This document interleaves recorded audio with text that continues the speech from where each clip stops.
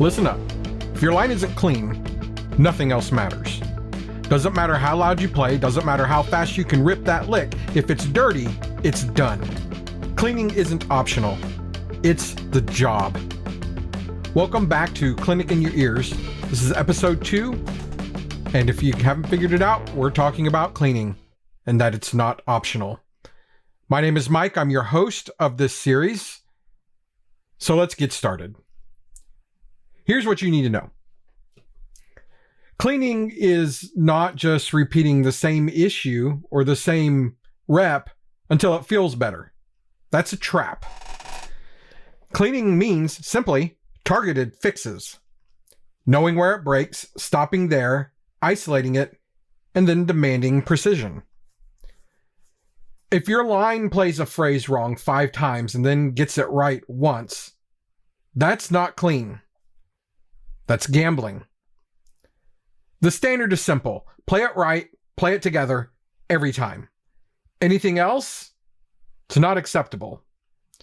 And here's the truth. You can't clean by yourself. You don't get clean in the practice room alone. You don't get clean beating on your drum pad in your bedroom. Cleaning only happens within the ensemble, when every single player agrees that their job is to serve the line and not themselves. If you're sitting there just repping at home over and over and over until you're exhausted, you're not cleaning. You're not. Cleaning is a group effort. And if it's not done with everybody present, no one missing, then you're not cleaning. If someone's missing the rehearsal where you're cleaning, all you're doing is leaving a variable out there that's going to come back and dirty it up. That's how important cleaning is.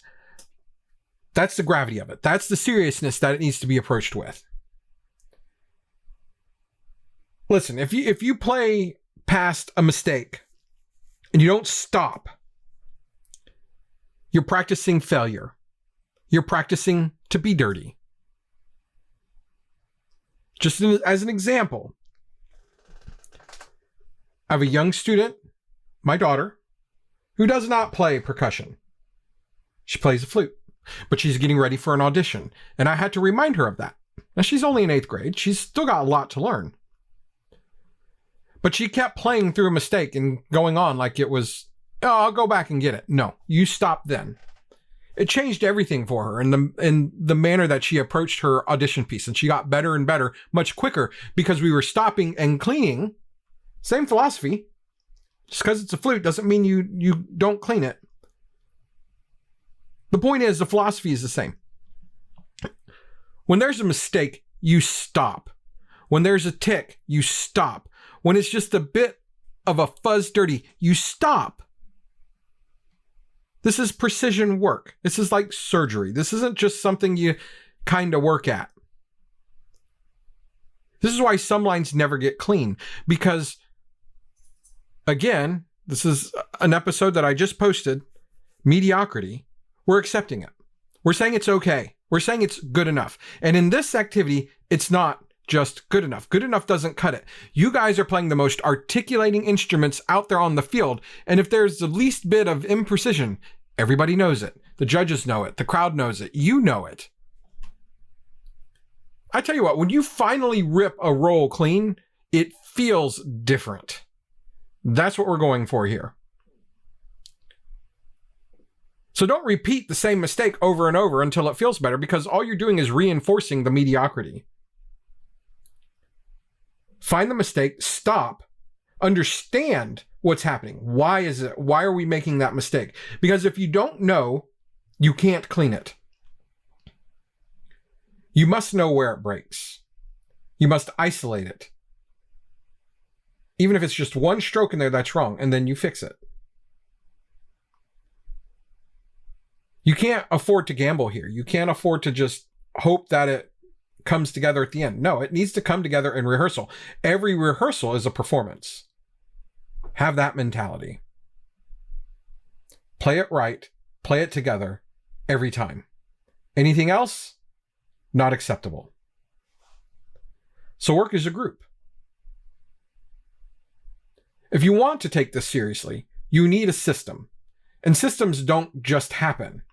I've built a cleaning checklist for drum lines that tells you exactly where to start, what to isolate, and how to keep reps honest.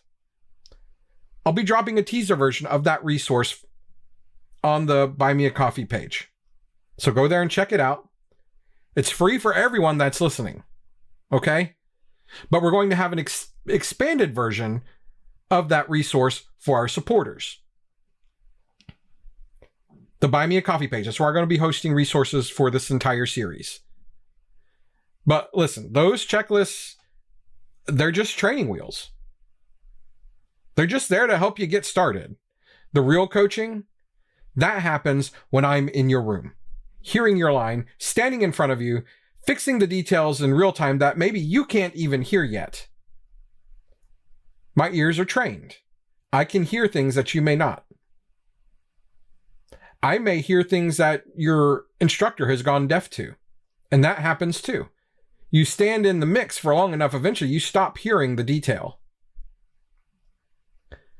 So here's the takeaway.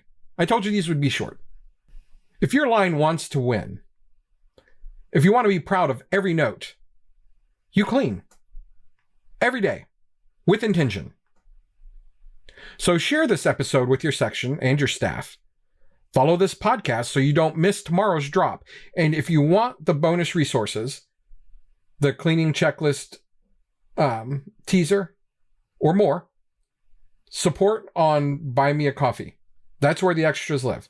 buymeacoffee.com/soundstage.edu. And if you're ready for the full clinic, where we fix your line in real time, then reach out.